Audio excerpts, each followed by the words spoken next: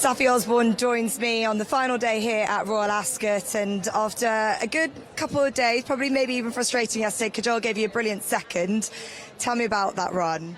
Yeah, obviously she's ran brilliantly, frustrating to get beat, but no, a really good run. I think hindsight's a wonderful thing. I think probably if I'd gone and joined the right-hand group on the far side, I probably would have finished even closer. I don't know whether I would have won, obviously, but finished closer. But yeah, it's felt like the obvious thing to do was to follow the majority of the field because you're probably more likely to get a horse to take you into the race. But when you watch it back, I think the winners won quite well in the end. But no, she's obviously a really smart filly and an honour to ride for Cheveley Park and the Gosdens. Yeah, tell me about picking up that ride, because this kind of week you want to get as many opportunities as possible.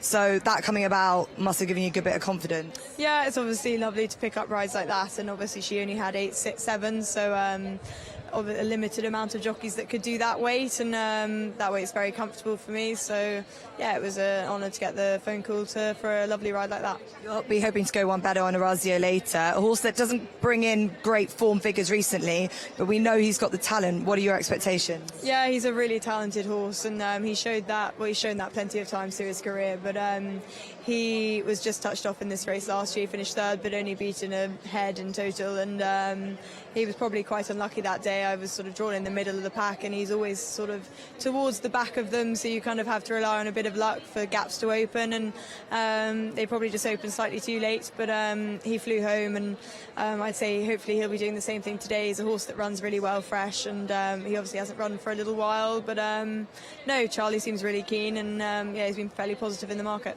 These big hustle and bustle handicaps are so different to what it was like in America, your experience in dirt racing with Heart of Honour.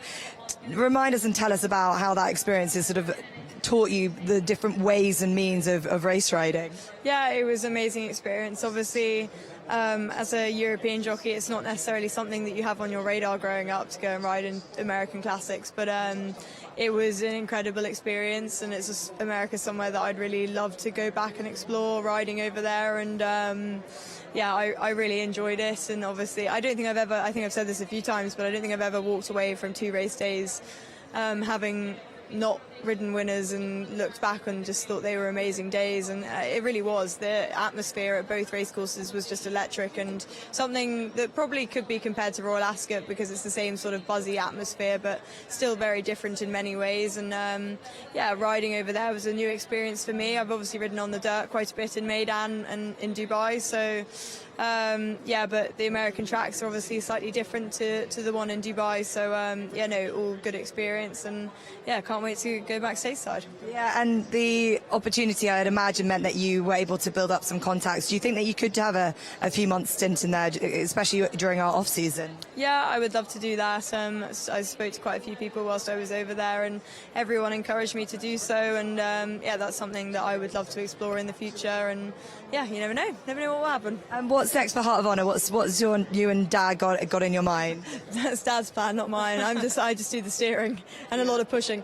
But no, he'll have a break this summer, and there's sort of talks at the minute whether he'll be gelded, and I think it's probably sounding quite likely. I think it will make him a better racehorse, but also it just then he can just go around the world for the foreseeable future, for as long as he's happy doing so, sort of running in big dirt races around the world. So yeah, I think he'll sort of work backwards from a Middle Eastern campaign this winter, and then yeah, how he gets on there, we'll decide where he goes from then. Yeah, well, wherever he goes, you'll be going as well. We hope we'll be seeing you in America as well. Thank you. Thanks, Saffie. Well done.